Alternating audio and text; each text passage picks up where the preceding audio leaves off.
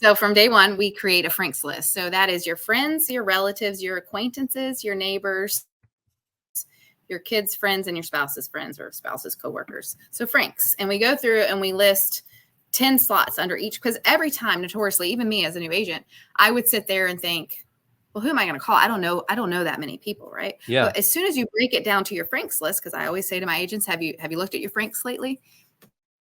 You start to realize I know more people than I think I know, right? So we would list out under each category 10 people.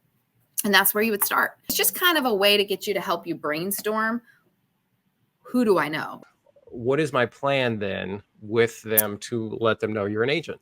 Okay, so you don't just start like spamming them with your newsletter, because they're like, what the heck is going on with this girl, right? So the whole point of and lead gen and real estate is to talk to people. It's really not that difficult. Just get to talking to them.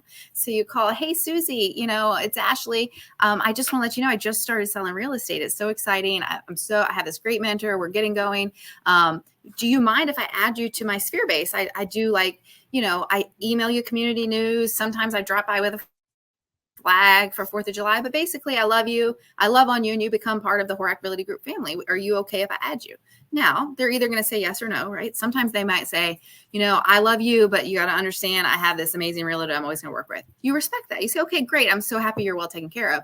9 times out of 10, they're going to say, absolutely, right? Some people get caught up in, I don't want to put them on my Frank list because they're never going to buy or sell a house. They've been in their house for 20 years. It's their family house. I don't want them in there. That's not the point. The people on the Frank's list are your cheerleaders. Most of the people that are in my sphere will never buy or sell a house from me, not because they don't know, like, and trust me, because they're comfortable where they are. I want them to be my cheerleader. I want them to go out into the community and say, you got to call my girl Ashley, right? Because I treat them like family and I love on them and I constantly reminding them I'm their realtor, right? There has to be some effort, especially as a new agent. You got 90 days to get through this list. Call them, ask them, tell them that what you're going to do. And then we follow up with the Buffini letter. I don't have it obviously in front of me, but it's why I work by referral. I still have it from when I first began. It's basically a letter that lists out why you work by referral and how they can help you. And the average fan club member, your Franks, they have no idea how to help you. You have to educate them. You have to tell them. You don't have to script practice with them, but you basically say, hey, when you're out at church and you hear somebody who might be looking for a house, please, I would be honored if you share my name. Yeah. You just have to communicate.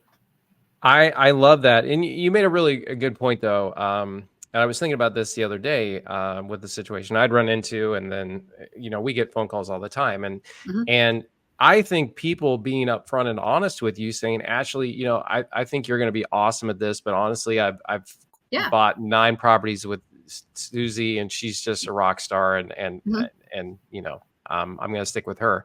They did you a favor, right? Yep. Because that initial, they didn't reject you.